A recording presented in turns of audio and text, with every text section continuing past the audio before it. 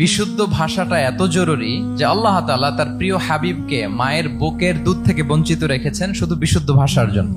একজন মানুষ সর্বপ্রথম কোন জিনিসের প্রেমে পড়ে জানেন? কথার প্রেমে পড়ে। কথার ধরন, কণ্ঠস্বর, তার অ্যাটিটিউড, তার শব্দের জাদু, এটা মানুষের হৃদয়কে জয় করে ফেলে। তো রাসূল সাল্লাল্লাহু আলাইহি ওয়াসাল্লামের এই এলোকোয়েন্স ছিল। তিনি বলতেন আল্লাহ তাআলা আমাকে সর্বমর্ম বাচন ভঙ্গির অধিকারী করেছেন। মানে উনি যেটা বলতেন এটা ছিল very precise in wording but comprehensive in meaning. এটার যে দোতনা, এটার যে appeal to the heart of the people, to the heart of the listener, এটা অসাধারণ। মানুষের হৃদয়কে জয় করে ফেলতো। আল্লাহু আকবার। তিনি এমন ভাবে কথা বলতেন, কথার মাঝখানে মাঝখানে পজ দিতেন, মানে একটু থামতেন যাতে করে শ্রোতারা বুঝতে পারে। এত চমৎকার করে ওনার প্রেজেন্টেশন ছিল, বক্তব্য মালাগুলো ছিল, ফলে যারা শুনতেছে ইজিলি মুখস্থ করে ফেলতে পারত। রাসূল সাল্লাল্লাহু আলাইহি ওয়াসাল্লামের সবচাইতে বড় ভাষণটি ছিল বিদায় হজের ভাষণ, খুব সম্ভবত। ওই ভাষণের টেক্সট গুলোকে যদি একসাথে করা হয়, আমার মনে হয় 10 মিনিটের বেশি লাগবে না ওই টেক্সট গুলো পড়তে। তার মানে সবচাইতে বড় যে ভাষণ ওনার, ওটা কত ছিল? 10 থেকে 12 মিনিটের ভাষণ ছিল। আমরা তো ঘন্টার পর ঘন্টা বক্তব্য করি, তারপরেও তো আমরা মানুষের মনকে খুশি করতে পারি না। উনি সেই যে 1400 বছর আগে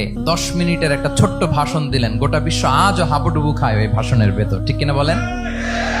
মাঝে মাঝে এমন আবেগঘন বক্তব্য উপস্থাপন করতেন, সাহাবারা অশ্রুসিক্ত হতো। আবার যুদ্ধের ময়দানে যখন কমান্ড করতেন, তখন তিনি রেগে যেতেন। উঁচু কণ্ঠে তিনি কথা বলতেন, মনে হচ্ছে একজন সেনাবাহিনীর কমান্ডার তার ব্যাটালিয়নকে কমান্ড করছেন। আল্লাহু আকবার।